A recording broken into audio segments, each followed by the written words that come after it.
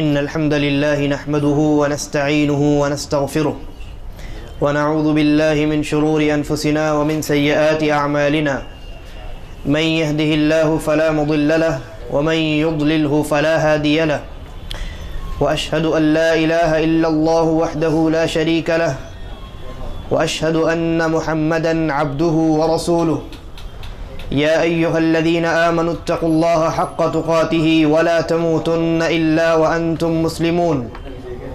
گفتگو نہیں کیجیے بھائی صاحب، بیٹھ جائیے. يا أيها الذين آمنوا اتقوا الله حق تقاته ولا تموتن إلا وأنتم مسلمون. يا أيها الناس اتقوا ربكم الذي خلقكم من نفس واحدة وخلق منها زوجها وبث منهما رجالا كثيرا ونساء واتقوا الله الذي تساءلون به والأرحام إن الله كان عليكم رقيبا. يا أيها الذين آمنوا اتقوا الله وقولوا قولا سديدا يصلح لكم أعمالكم ويغفر لكم ذنوبكم ومن يطع الله ورسوله فقد فاز فوزا عظيما.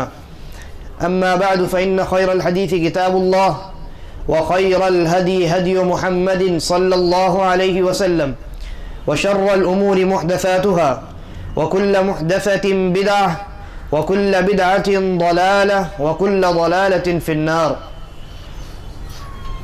أيها الناس، قال ربكم عز وجل في كتابه المبين إن قرآن الفجر كان مشهودا. ہر قسم کی حمد و ثنا، تعریف و توصیف اللہ تبارک و تعالی کے لیے لائق اور سزاوار ہے. درود و سلام نازل ہو انبیاء اکرام علیہم الصلاۃ والسلام کی پاکیزہ اور مقدس جماعت پر، بالخصوص آخری نبی جناب محمد الرسول اللہ صلی اللہ علیہ وسلم کی ذات گرامی پر، جنہیں اللہ تبارک و تعالی نے ہماری دنیا و آخرت سنوارنے کے لیے مبعوث فرمایا. حضرات گرامی، پچھلے جمعے کے خطبے میں اگر آپ کو یاد ہے تو ہماری گفتگو فرض جو پنجگانہ نماز ہے اس کی اہمیت، اس کی فضیلت پر ہوئی تھی. اور ان پنجگانہ نمازوں میں سستی اور غفلت اور لاپرواہی کرنے والوں کا کیا انجام ہے، اور شریعت نے اس تعلق سے کس طرح کی سخت وعیدیں اور سخت باتیں بیان فرمائی ہیں، اس کا آپ کے سامنے بیان ہوا تھا. ایک انسان پر اللہ تبارک و تعالی نے دن اور رات میں 5 وقت کی نمازوں کو فرض کیا، فجر سے لے کر عشاء تک. اور ان 5 وقتوں کی نمازوں کو ان کے مقررہ اوقات میں پڑھنے کو ہمارے اوپر واجب قرار دیا. لیکن ان 5 وقتوں کی نمازوں میں ایک نماز ایسی ہے آج کے زمانے میں، اور 2 نمازیں ایسی تھیں نبی اکرم صلی اللہ علیہ وسلم کے زمانے میں کہ ان نمازوں میں انسان کے ایمان اور انسان کے اسلام کا امتحان ہوتا تھا. وہ کون سے اوقات ہیں؟ انسان عام طور سے ظہر میں مسجد میں نظر آتا ہے، عصر میں مسجد میں نظر آتا ہے آج کے زمانے میں، مغرب میں بھی نظر آتا ہے، عشاء میں بھی نظر آتا ہے. لیکن صبح کے وقت جب مؤذن نماز کی طرف بلاتا ہے اور آواز دیتا ہے تو اس وقت مسلمانوں کی، ایمان دار ہونے کے دعوے داروں کی ایک بہت بڑی جماعت اللہ رب العالمین کے ذکر سے غافل ہو کر اپنے گھروں میں سو رہی ہوتی. یعنی وہ وقت فجر کا وقت ہے. فجر کے وقت کی جو نماز اللہ رب العالمین نے مقرر کی ہے، واجب اور فرض کی ہے ہمارے اور آپ کے اوپر، آج کے زمانے میں بہت کم تعداد، گنتی کے چند لوگ ہوتے ہیں جو اس تاریکی میں آ کر مسجد کو آباد کرتے ہیں. اور نبی اکرم صلی اللہ علیہ وسلم کے زمانے میں فجر کے وقت کے ساتھ ساتھ عشاء کا وقت بھی شامل تھا، یعنی عشاء کے وقت میں بھی لوگوں کی تعداد بہت کم ہوا کرتی تھی، یا یہ کہہ لیجئے کہ عشاء کے وقت میں بھی لوگوں کا امتحان ہوا کرتا تھا، اس لیے کہ فجر کے وقت میں تاریکی ہوتی ہے اور اس زمانے میں عشاء کے وقت میں بھی تاریکی ہوا کرتی تھی، لہذا ان دونوں اوقات میں صرف وہی لوگ حاضر ہوا کرتے تھے جن کا ایمان پکا تھا اور جو صحیح اسلام لانے والوں میں سے تھے، اور جن کا ایمان صرف زبان تک محدود تھا یعنی منافقین، ان کے اوپر سب سے بھاری نمازیں یہی دو نمازیں تھیں۔ لہذا آج کے زمانے میں بھی یہی معاملہ ہے، فجر کی نماز میں ہم میں سے اکثر لوگ غافل رہتے ہیں اور نمازوں میں نہیں آتے۔ ہاں یہ الگ بات ہے کہ آج عشاء کے وقت انسان کے پاس عذر نہیں بچا، اس لیے کہ عشاء کے وقت ہمارے یہاں چکا چوند ہوتا ہے، روشنی ہوتی ہے، اس زمانے میں نہیں ہوا کرتی تھی، تو عشاء کا وقت آج کے زمانے میں عشاء کے وقت میں بھی مسجدیں بھری ہوتی، لیکن فجر کا جو وقت ہے آج کے زمانے میں مسجدیں بالکل خالی ہوتی، بلکہ بسا اوقات میں نے کئی ایسی مساجد کو دیکھا ہے جہاں فجر کی نماز میں کبھی صرف امام و مؤذن ہوتا اور کبھی صرف امام ہوتا اور کبھی کوئی نہیں ہوتا۔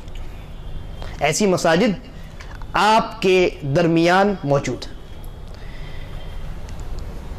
فجر کی نماز میں ہم میں سے جو اکثر لوگ ہیں وہ تکلیف کو برداشت نہیں کرنا چاہتے، مشقت کو برداشت نہیں کرنا چاہتے، اللہ رب العالمین کے لیے اپنے آرام کو نہیں چھوڑنا چاہتے۔ ہمارے اور آپ کے لیے نبی اکرم صلی اللہ علیہ وسلم نے بہت ساری ایسی چیزیں بیان فرمائی ہے اسی وقت کے متعلق کہ جن کا بیان آپ نے دوسری نمازوں کے متعلق نہیں فرمایا، اور ایسی ایسی فضیلتیں بیان فرمائی ہیں کہ انسان اگر ایمان کے ساتھ اور کشادہ دل ہو کر نبی اکرم صلی اللہ علیہ وسلم کے ان فرامین کو سنے تو اس کا ایمان تازہ ہو جائے اور وہ مسجد میں فجر کے وقت بھی حاضر ہو جائے۔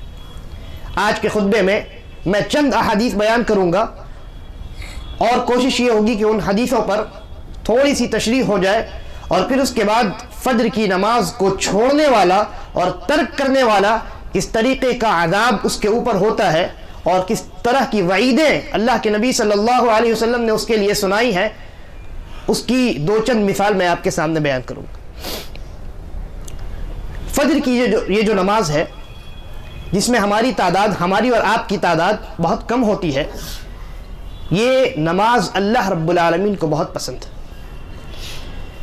نبی اکرم صلی اللہ علیہ وسلم نے ارشاد فرمایا کہ من صلی البردین دخل الجنہ، جس نے دو ٹھنڈی نمازوں کو پڑھا یعنی ان کا اہتمام کیا اور ان پر مداومت برتی، ہمیشگی کے ساتھ ان کو لازم پکڑا، ہمیشہ ان دو نمازوں میں حاضر رہا، اللہ کے نبی صلی اللہ علیہ وسلم نے کہا دخل الجنہ، وہ انسان جنت میں داخل ہوگا۔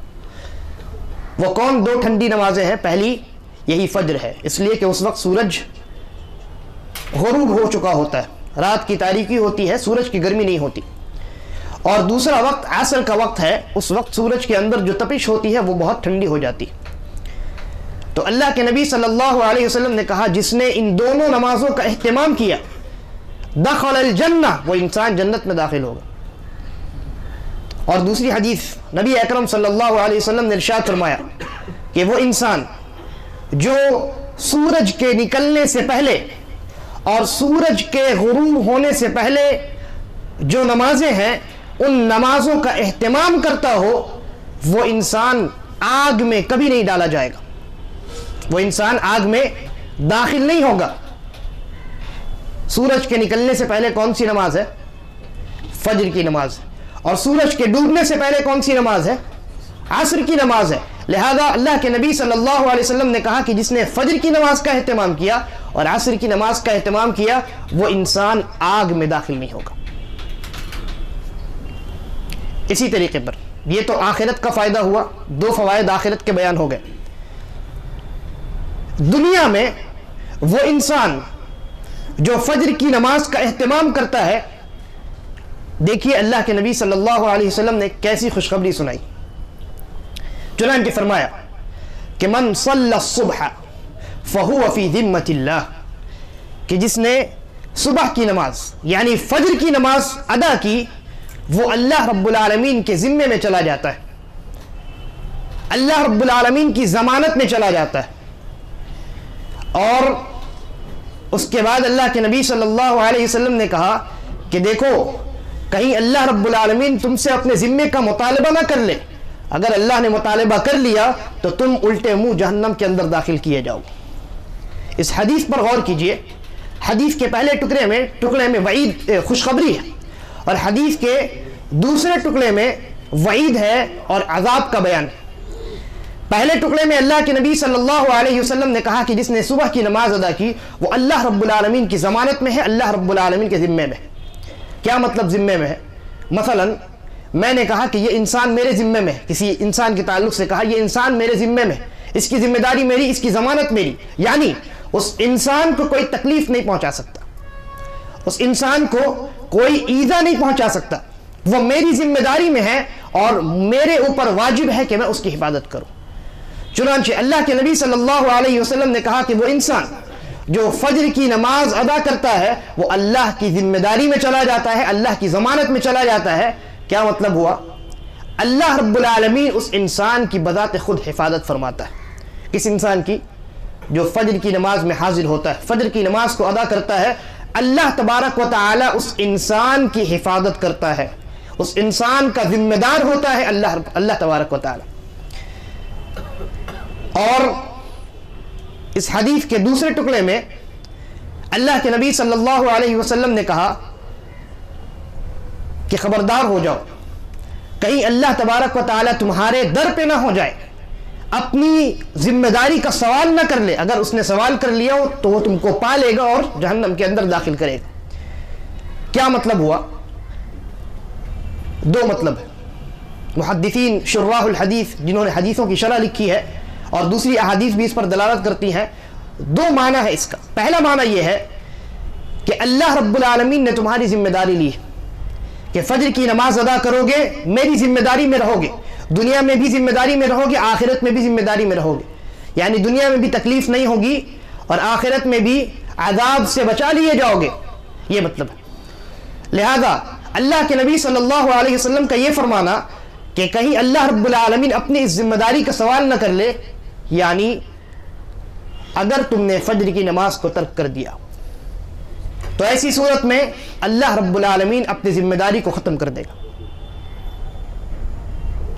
اور نتیجے کے طور پہ دنیا میں بھی ذلیل و رسوا ہوگے، تکلیف میں مصائب میں مبتلا ہوگے، اور آخرت میں بھی کامیابی اور کامرانی سے کوسوں دور رہو گے. تو پہلا مطلب تو یہ ہوا کہ وہ انسان جو فجر کی نماز کو ترک کرتا ہے وہ اللہ رب العالمین کی ذمہ داری سے نکل جاتا ہے، اللہ اس کا ذمہ دار نہیں ہے. وہ کیا کرے نہ کرے، اس کا کیا حشر ہو نہ ہو، اللہ رب العالمین اس کا ذمہ دار نہیں. اور اس حدیث کا ایک دوسرا مطلب ہے، اور اس دوسرے مطلب میں ان لوگوں کے لیے خوشخبری ہے جو فجر کی نماز کا اہتمام کرتے ہیں. غور سے سنیے. نبی اکرم صلی اللہ علیہ وسلم نے کہا کہ کہیں اللہ رب العالمین تم سے اپنی ذمہ داری کا سوال نہ کر لے. علماء نے جیسا کہ امام البیضاوی رحمہ اللہ نے لکھا ہے اور بھی علماء نے لکھا کہ اس کا ایک دوسرا مطلب یہ ہے کہ وہ انسان جو فجر کی نماز کا اہتمام کرتا ہے، فجر کے نماز میں حاضری دیتا ہے، اس انسان کے متعلق اللہ کے نبی صلی اللہ علیہ وسلم نے یہ فرما دیا ہے کہ وہ اللہ رب العالمین کی ذمہ داری میں ہے. لہذا وہ انسان جو فجر کی نماز کو ادا کرتا ہے، اس انسان کو تکلیف دینا اور اس انسان کو نقصان پہنچانا در حقیقت یہ اللہ رب العالمین کی ذمہ داری میں، اللہ رب العالمین نے جو امان دیا ہے اس انسان کو، اس امان میں خیانت کرنا ہے. یعنی وہ لوگ جو فجر کی نماز ادا کرتے ہیں ان لوگوں کو تکلیف دینا، ان مومنین کو، ان مسلمانوں کو ایذا پہنچانا، یہ اللہ رب العالمین کے امان میں خیانت کرنا ہے. اللہ نے اپنی جانب سے ان کو سند عطا کی ہے کہ تم میرے امان میں ہو، تم میری ذمہ داری میں ہو. لہذا کوئی دوسرا انسان اگر اللہ کے ان بندوں کو جو فجر کی نماز میں حاضر ہوتے ہیں اگر تکلیف پہنچاتا ہے تو اللہ تبارک و تعالی نے اس کے لیے عذاب تیار کر رکھی ہے. اور اللہ رب العالمین نے ان کے لیے عقاب تیار کر رکھا ہے، اس لیے کہ انہوں نے اللہ رب العالمین کی جانب سے دی گئی اس امان اور اللہ رب العالمین کی جانب سے دی گئی یا کیے گئے اس وعدے میں وہ دخل اندازی کرتا ہے اور اللہ رب العالمین کے امان میں خیانت داری کرتا ہے۔ اور اس کی تائید ایک دوسری حدیث سے ہوتی ہے، ایک دوسرے اثر سے ہوتی ہے، جس کو امام الطبرانی رحمہ اللہ نے اپنی کتاب الاوسط المعجم الاوسط میں نقل کیا۔ اعمش کہتے ہیں، امام اعمش رحمہ اللہ وہ کہتے ہیں کہ حجاج ابن یوسف جو بادشاہ تھا، مسلمانوں کا ایک بادشاہ گزرا ہے حجاج ابن یوسف، اس کے پاس سالم ابن عبداللہ ابن عمر، کون؟ سالم ابن عبداللہ ابن عمر، یعنی حضرت عمر رضی اللہ عنہ کے پوتے سالم ابن عبداللہ ابن عمر بیٹھے ہوئے تھے۔ حجاج ابن یوسف نے کہا کہ اے سالم کھڑے ہو، اور کوئی انسان تھا سامنے، کہا کہ کھڑے ہو اور اس کی گردن مار دو، یعنی اس کو قتل کر دو۔ خلیفہ ہے، خلیفہ کون ہے؟ حجاج ابن یوسف۔ اس نے کہا سالم ابن عبداللہ ابن عمر سے کہ یہ جو شخص ہے اس کو قتل کر دو۔ لہذا خلیفہ کا حکم تھا اور کوئی وجہ رہی ہوگی، اس وجہ کا ذکر حدیث میں نہیں۔ بہرحال حضرت سالم ابن عبداللہ ابن عمر نے تلوار نکالی اور اس انسان کو پکڑ کر کے آپ محل کے دروازے سے نکلنا چاہ رہے تھے۔ آپ جب دروازے پر پہنچے تو حضرت سالم کے والد یعنی عبداللہ ابن عمر رضی اللہ عنہما وہ وہاں پہنچ گئے۔ انہوں نے حضرت سالم سے پوچھا کہ کیا واقعی تم ایسا کرنے جا رہے ہو؟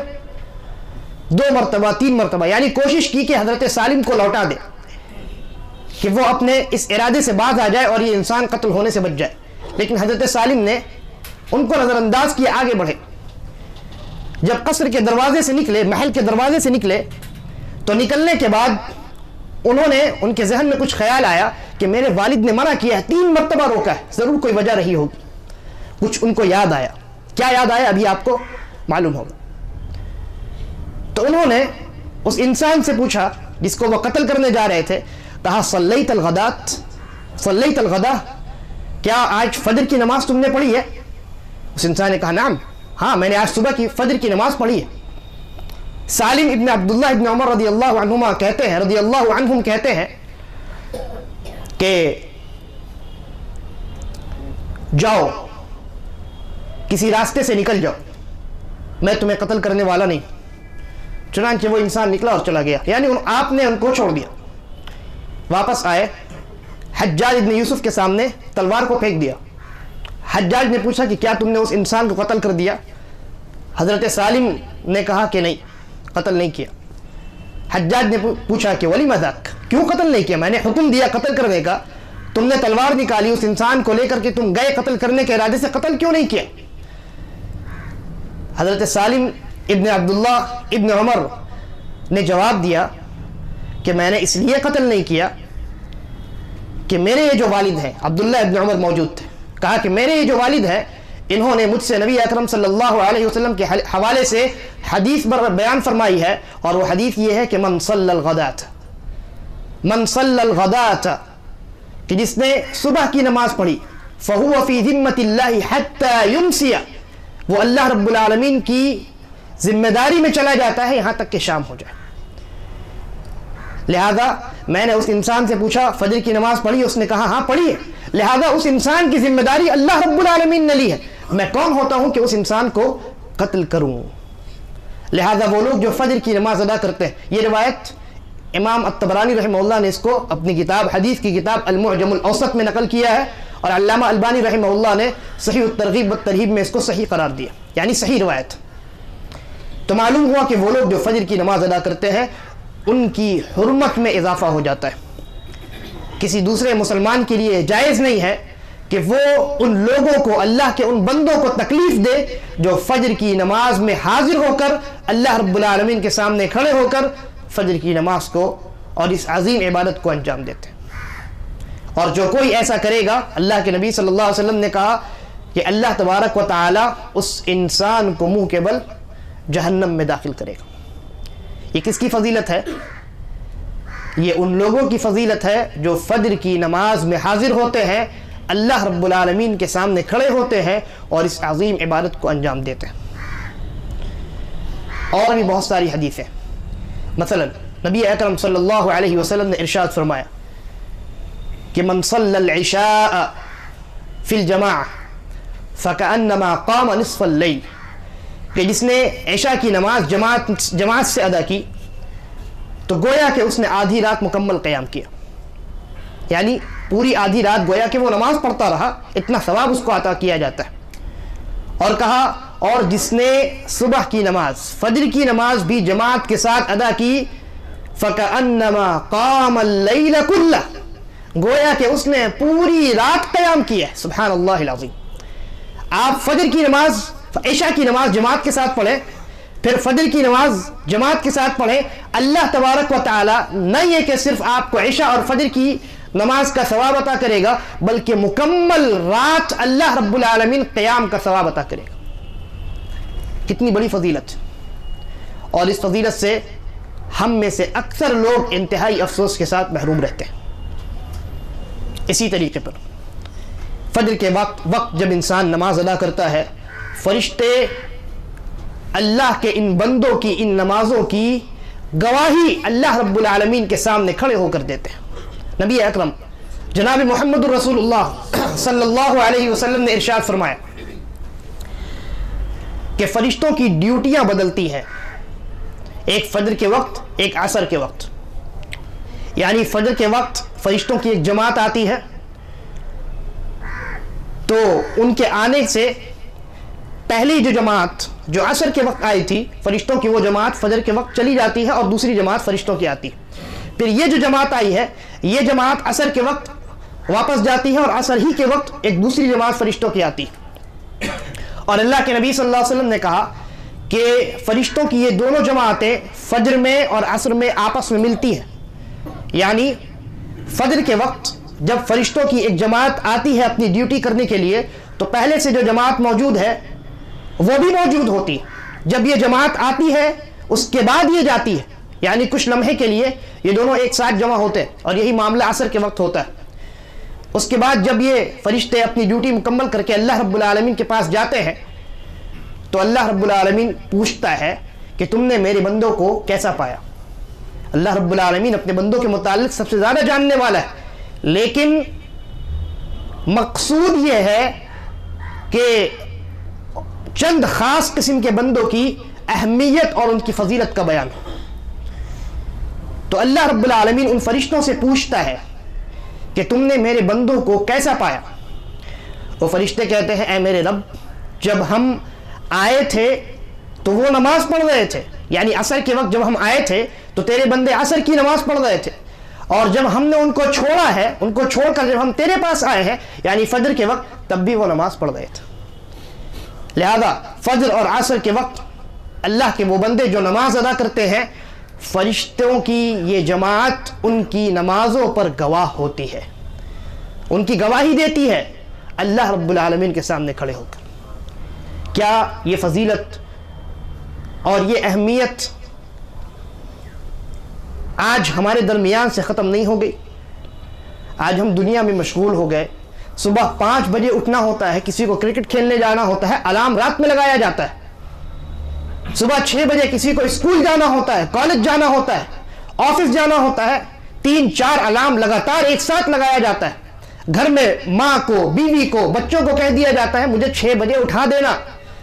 کسی کی نیند گہری ہوتی ہے تو کہتا ہے کہ منہ پر پانی مار دینا، لیکن مجھے اٹھنا ہے۔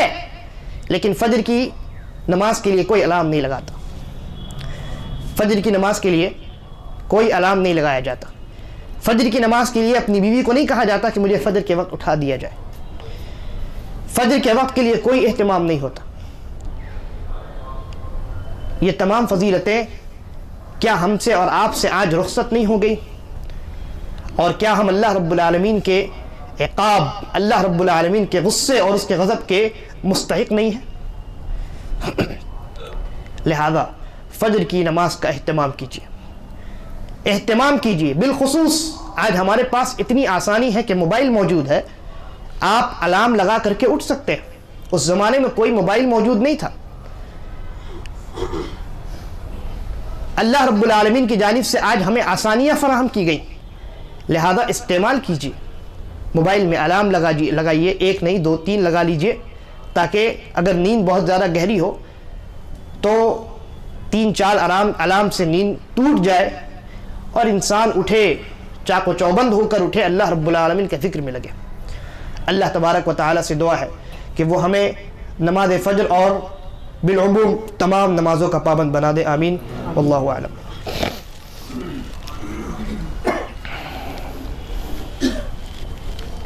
ان الحمد لله نحمده ونستعينه ونستغفره ونعوذ بالله من شرور انفسنا ومن سيئات اعمالنا، من يهده الله فلا مضل له ومن يضلله فلا هادي له، واشهد ان لا اله الا الله وحده لا شريك له، واشهد ان محمدا عبده ورسوله۔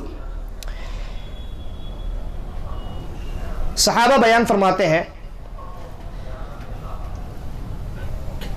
کہ جب کوئی انسان ہمارے زمانے میں فجر کی نماز سے پیچھے رہتا، فَأَسَأْنَا الظَّنَّ بِهِ، عبداللہ ابن عمر یا عبداللہ ابن مسعود، ان دونوں میں سے کوئی ایک صحابی ہے، وہ کہتے ہیں کہ جب کوئی انسان فجر کی نماز سے پیچھے رہ جاتا اور ہم فجر کی نماز میں اس انسان کو نہیں پاتے تو ہم اس کے بارے میں برا گمان کر لیتے۔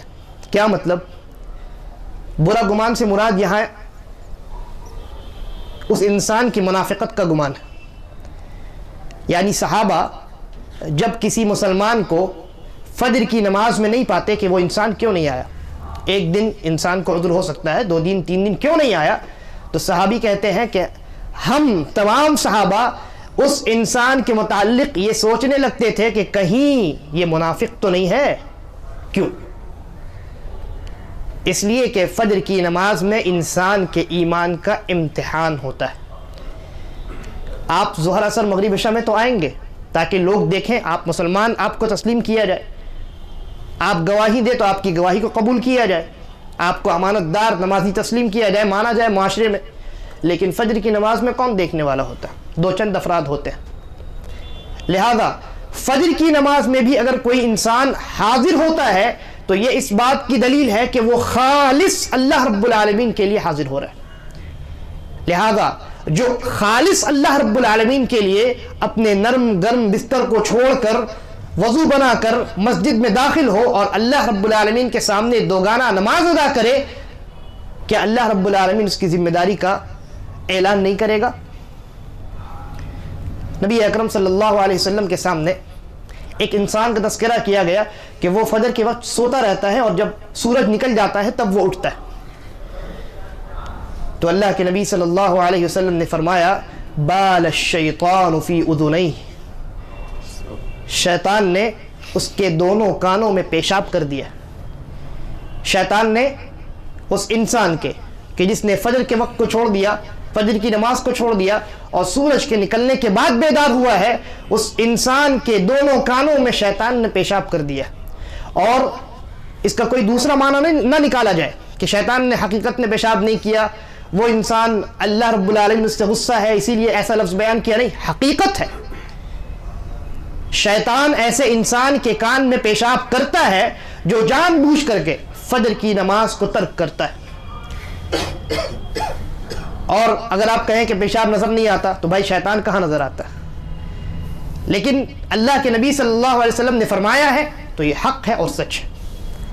اسی طریقے پر نبی اکرم صلی اللہ علیہ وسلم نے ارشاد فرمایا کہ جب بندہ سوتا ہے تو شیطان اس کے سر کے پاس آتا ہے اور اس کے گتھی میں یہاں پیچھے سر کے پیچھے والے گردن کے پیچھے والے حصے میں 3 گرہا لگاتا ہے کس کس کر کے۔ لہذا اگر وہ انسان صبح اٹھتا ہے، اللہ کا ذکر کرتا ہے، 1 گرہ کھل جاتا ہے، وضو کرتا ہے، دوسرا گرہ کھل جاتا ہے، اور فجر کی نماز جب ادا کرتا ہے 3را گرہ کھل جاتا ہے، اور وہ انسان چاق و چوبند ہو کر پاکیزہ ہو کر صبح کرتا ہے۔ اور اگر وہ انسان سویا رہتا ہے تو اس کے سر کے پیچھے شیطان کے وہ 3 گرہیں کس کر کے بندھے ہوتے ہیں، لہذا وہ انسان خبیث النفس ہو کر صبح کرتا ہے اور پورا دن اس کا ویسا ہی جاتا ہے۔ کہ جسم کے اندر نشاط تازگی نہیں پیدا ہوتی. لہذا فجر کی نماز کا اہتمام کیجیے.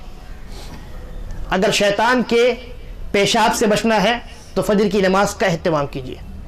اگر شیطان کے ان گرہوں سے بچنا ہے تو فجر کی نماز کا اہتمام کیجیے. اور اگر اپنے ایمان کو اللہ رب العالمین کے سامنے ثابت کرنا ہے، ایمان کی تصدیق کرنی ہے، تو فجر کی نماز کا اہتمام کیجیے.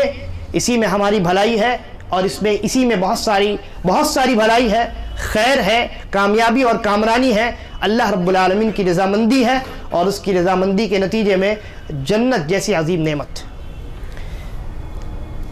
بلکہ ایک اور حدیث ہے، نبی اکرم صلی اللہ علیہ وسلم نے ارشاد فرمایا